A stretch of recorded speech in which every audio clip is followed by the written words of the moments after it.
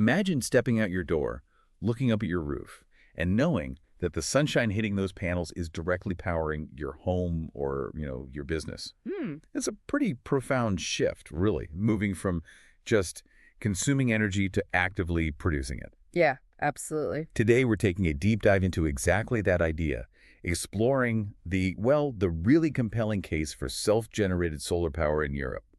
We're going to unpack the key insights from this insightful study, attractiveness of photovoltaic prosumerism in the European electricity market. That's the one. Our mission on this deep dive is basically to pull out the most important nuggets of knowledge from this incredibly timely research. And this isn't just about saving a few euros, right? It's about understanding a fundamental shift in how we power our lives, how we power the continent. Right. We'll explore why producing your own solar electricity through what's known as photovoltaic or PV technology is becoming not just viable, but really attractive across Europe. We want to give you a shortcut to being well-informed on this. And maybe, just to start, we should get really clear on the term prosumerism. Good idea. It's essentially a blend, like you said, of producer and consumer. So it describes someone who consumes electricity, but also generates some or even all of their own, usually using solar PV systems. And the relevance of this, well, it's just shot up recently, hasn't it? Especially with the energy crisis in Europe. Oh, definitely. And those resulting high electricity prices, that really bolstered the economic argument for going solar. Big time. So, okay, with that context, what's really fueling this surge? Why is prosumerism such a hot topic now? This study points to something pretty foundational, something that's hard to ignore. Solar PV. It's already the cheapest way to produce electricity in most markets. Full stop. Right. And here's where it gets really interesting for the prosumer. Retail electricity prices, what you and I pay on our bills, are considerably higher than the wholesale prices, the prices utilities trade at. A big gap, usually. Exactly. And that gap makes self-consumption, using the power you generate yourself, particularly beneficial. It gives a clear economic edge. Yeah, and what's truly remarkable here, connecting this to the bigger energy transition, is the sheer scale. The projected contribution of these PV prosumers is huge. How huge are we talking? Well, this study forecasts that by 2050, PV prosumers could account for almost 10 terawatts of total PV capacity globally. Wow, 10 terawatts. Yeah, put that in perspective. That's potentially 10% of global electricity generation. And maybe even higher in Europe, 12 to 15%. And when you think about the potential just on rooftops globally, an estimated 18 terawatts. There's potential. With a big chunk of that, about 6.7 terawatts, costing less than $100 per megawatt hour. You see this massive decentralized power source just waiting. And focusing specifically on Europe, you mentioned fossil fuels earlier. This whole movement is absolutely vital for cutting that dependence on imports, isn't it? Critically important. The numbers really back that up. About 60% of PV growth in Europe right now comes from these rooftop installations owned by prosumers. 60%. Wow. So that highlights their crucial role in just rapidly increasing PV capacity across the continent. It's like a distributed energy revolution happening literally right over our heads. Okay, so we get why it's attractive. But how did the researchers actually measure this attractiveness? What was their method in this attractiveness of photovoltaic prosumerism in the European electricity market study? They took a very practical approach, a concrete one, really. At its core, the study compared the levelized cost of electricity, LCOE, you often hear it called. Right, LCOE. For these prosumer PV systems, with the average value of the electricity they produce. Okay, so LCOE is like the true cost per unit of power over the system's life. Installation, running costs, everything. Exactly. All-in cost per kilowatt hour, basically. Comparing that to the value generated gives you a really solid look at the business case. Makes sense. And their methodology was pretty comprehensive. They segmented the market into 3 main categories. You've got residential, typically smaller systems, maybe 5 to 10 kilowatt peak, or KLP. Right, rooftop solar on houses. Then commercial, bigger systems, say 50 to 100 kilowatt, think supermarkets or office buildings. And then industrial, which can be around 1 megawatt peak, MWP, so much larger scale. Right. And they focused on 5 key European countries: Finland, Germany, France, Italy, and Spain. A good mix there. Different climates, different markets. Precisely. chosen to represent a good spread of solar yields, how much sun you get in different market conditions. Beyond that, they looked at some really crucial variables. One was the self-consumption ratio. How much power you actually use yourself versus sending back to the grid. Exactly that. And that varied a lot between segments, as you'd expect. Another vital one was the weighted average cost of capital, the WACC. Ah, the financing costs. Yeah. Always important. Absolutely. It represents the cost of borrowing money or the return investors expect. They looked at a broad range of WACC rates, from near zero in some cases up to typical commercial loan rates to see how much impact it had. And the LCOE itself, what went into calculating that? Well, the main things. CapEx, the upfront capital cost. The big initial investment. Right. Then OpEx, the ongoing operational costs, the system's annual energy yield based on location, and a realistic system lifetime. They used 30 years, but included replacing the inverter after 15. Okay, practical assumptions. And they used a long-term euro area inflation rate of 2%. Pretty standard stuff. Now, thinking about the value side, electricity pricing, that can get complicated. How did the study handle that? It did make a crucial distinction, which is important. It broke down the retail price, what you pay, into 3 bits. The energy cost itself, grid costs, and taxes. Okay. Because while the energy part and often taxes are variable, you pay for what you use. A chunk of the grid costs are often fixed charges. You pay them regardless. Right, the standing charges on your bill. Exactly. The study assumed 50% of grid costs were fixed, and crucially, prosumers can't avoid those fixed charges just by generating their own power. Ah, okay, so that impacts the overall savings calculation. Definitely. It directly affects how much you actually save and therefore the financial attractiveness. Got it. So how do they calculate the actual value then? So it's basically a blend. For any energy that is self-consumed right on site, Yep. that's valued at the variable part of the retail price the prosumer would have paid, essentially the savings, and then any surplus electricity that gets fed back into the grid that's valued at the wholesale price minus a small administrative fee. They assumed 10%. Okay, so you get less for exporting than you save by self-consuming. Generally, yes. That's why self-consumption is so key. And it's worth noting, they used average electricity prices from 2019 to 2021, adjusted to 2023 real euros. Right, so pre the really crazy spikes of 2022. Exactly. While 2022 saw those dramatic increases, the study aimed for a more stable, long-term view, giving a perhaps more representative picture of sustained attractiveness rather than just capturing that peak crisis moment. Okay, that sounds like a solid methodology. Yeah. So after all that careful analysis, crunching the numbers, what was the big takeaway? The headline finding for prosumerism in Europe? Well, headline finding is incredibly encouraging, actually quite striking. Yeah. Prosumer business cases are positive. Full stop. In every studied market segment and country. Every single one. Residential, commercial, industrial, Yeah. Finland to Spain. Every single combination they looked at, under the baseline assumptions, it shows that generating your own solar power makes economic sense pretty much across the board in Europe right now. That's a really strong finding. It is. Now, diving into specifics, for the residential segment, it's generally positive everywhere. The main exception might be, say, Helsinki, if your financing costs, that WACC, get really high. But what's really remarkable is that in places like Italy and Spain, with great sun, residential prosumerism could still be attractive even with quite high nominal financing costs, maybe up to about 14%. Wow. And even up to 11% in Germany, assuming a decent 50% self-consumption rate.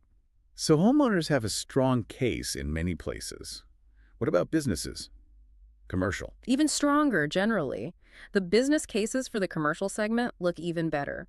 For instance, if a commercial site hits a 75% self-consumption rate, the study found it could still be positive with up to a, well, frankly staggering 28% nominal financing cost in Rome. 28%. That's huge headroom. It really is. It's a clear indicator of just how strong the economic viability is for that sector. Okay, so residential is good, commercial is even better. Right. What about industrial, the big users?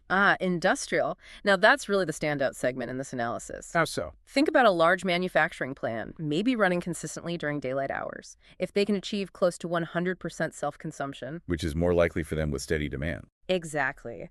Then these industrial prosumers could see incredibly fast payback times. We're talking around 4 years in sunny spots like Malaga, Rome, and Munich.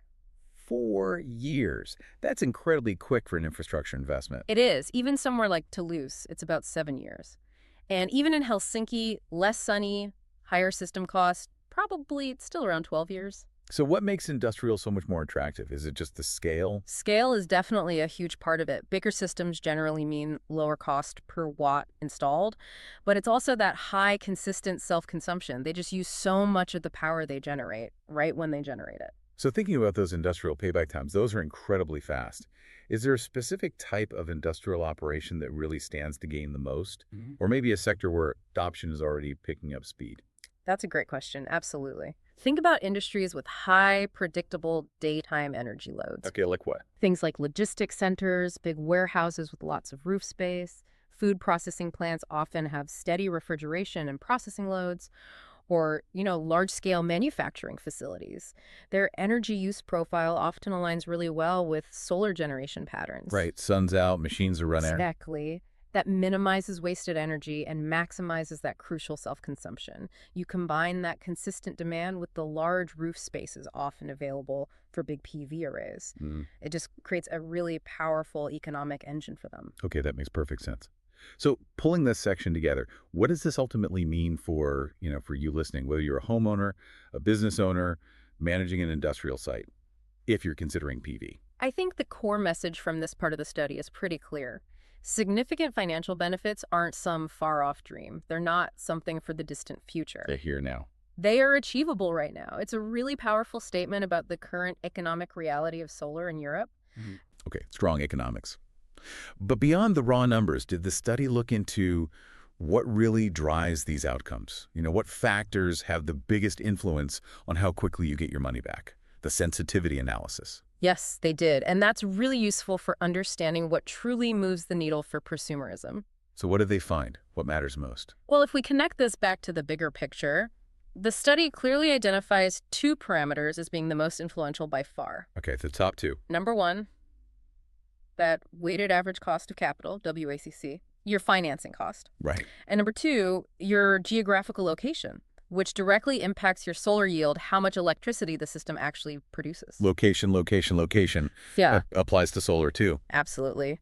Just to give you a sense of the scale here, how much sun you get, which obviously varies hugely across Europe. Yeah. A 30% increase in yield, say going from Toulouse to sunny Malaga, can knock 3 years off your residential payback time. Wow. Conversely, a 30% decrease, maybe going up to Helsinki, could add 6 years. It's a massive swing factor.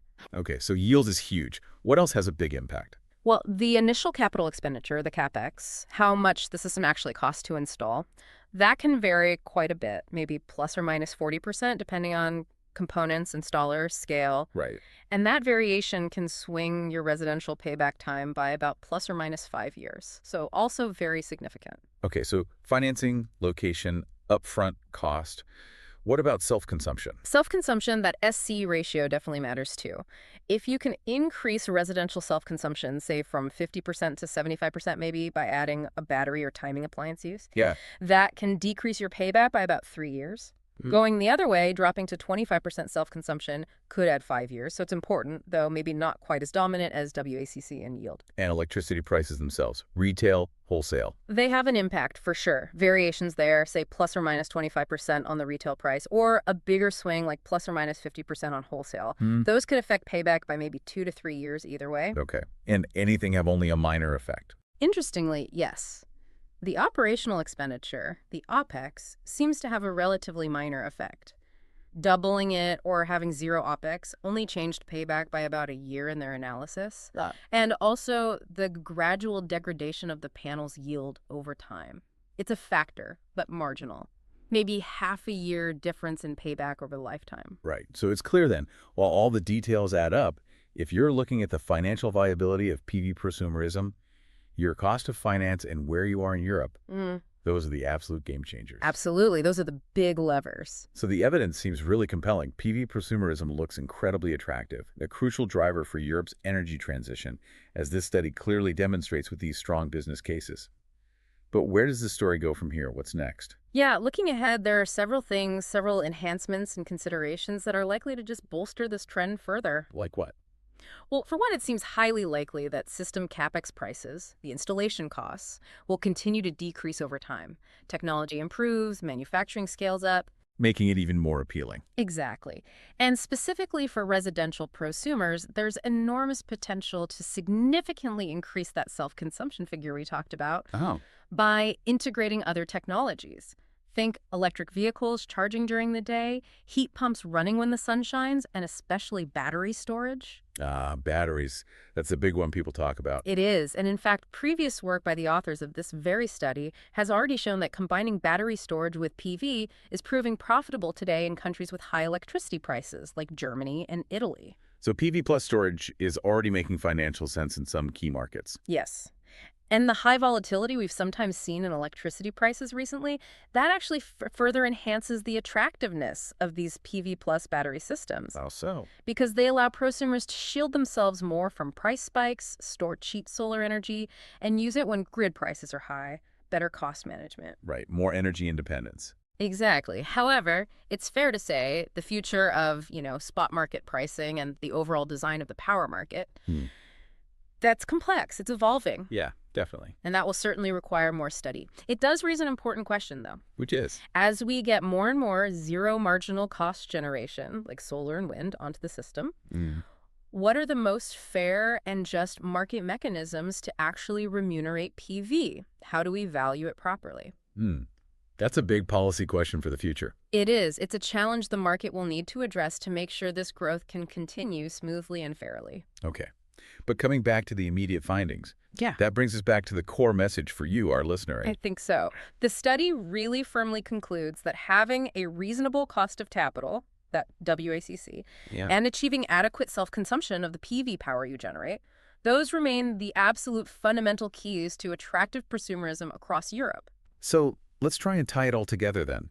What's the ultimate takeaway for you from this deep dive into the attractiveness of photovoltaic prosumerism in the European electricity market? Well, I'd say it clearly shows that generating your own clean power, it isn't just some environmental statement anymore. Right. It's more than that. It's a smart economic move. Yeah. And that's backed up by solid data, by a really robust business case, as we've seen across different segments and countries. Okay. So maybe a final thought to leave you with. Given these really compelling findings, how might this rapid expansion of individual prosumers, homes, businesses, factories, generating their own power, how might that reshape not just our energy grids, but also our local economies, maybe even our communities in the coming decades? What steps could you personally explore, maybe to become a prosumer yourself, or perhaps just to support this broader shift towards a more distributed, cleaner energy system? Lots to think about there. Definitely. Thank you for joining us on this deep dive.